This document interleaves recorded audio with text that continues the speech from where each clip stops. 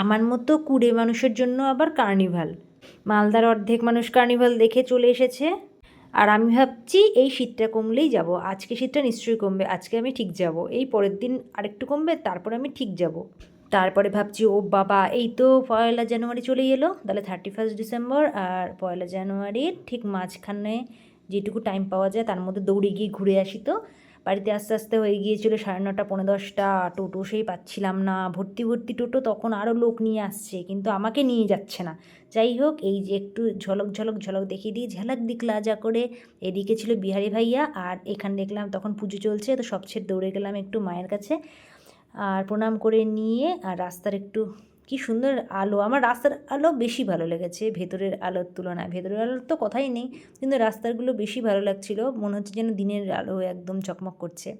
আর আমার মুখে যেভাবে আলোগুলো পড়ছে তাতে বোঝাই যাচ্ছে কতটা জোরে আলো, আর কি জোরালো আলো ছিল।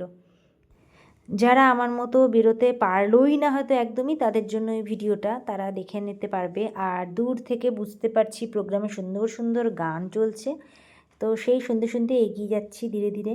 তারপরে তো এই সেই লাইটিং, যে লাইটিং এতদিন আমি মোবাইলে দেখছিলাম সবার কাছে, তবে এক একজনের ড্রেস দেখে আমি হতভম্ব।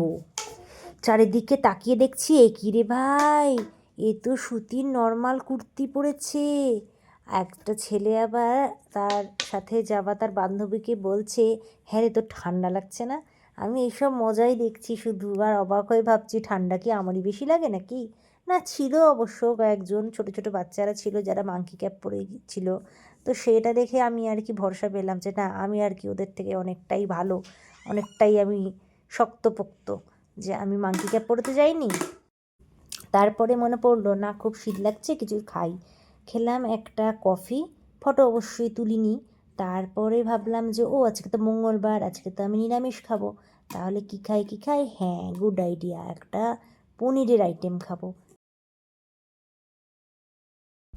তারপরে আমি এক চক্কর লাগিয়ে নিলাম এইভাবে গোটা একদম 360 ডিগ্রি, সবাইকে দেখিয়ে দিলাম। আশেপাশের লোকজন হাসছিল, তাই লজ্জায় ভয়ে ভয়ে সব কিছু একটু অনুভূতি নিয়ে আমি তাকাচ্ছিলাম এদিক ওদিক।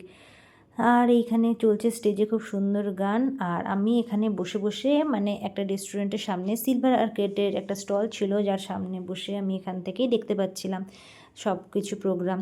আর আমার আসল যে স্টেজ সেটা অনেক দূরে ছিল, অনেকটা দূরে, কিছুই দেখা যাচ্ছিল না সেখান থেকে, এত দূরে ছোটো ছোটো ছোটো ছোটো মনে হচ্ছে বাচ্চারা গান গাইছে, বাচ্চারা নাচছে। তো যাই হোক, খুব ভালো জায়গায় সিটটা পেয়ে গিয়েছিলাম, তো এখানে বসে আছি।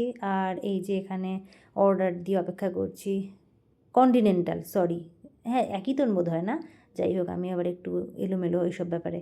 তো বসে আছি বসে আছি, কিছু দিচ্ছিল না। আর হ্যাঁ, এখান দিয়ে তারপরে আবার আমরা বাড়ি ফিরছি। বাড়ি ফেরার সময় 9:30 পৌনে 10টা হয়ে যাচ্ছিলো, আরেকটু আগেই হবে, এই সময় আরেকটু আগে ছিল টাইমটা।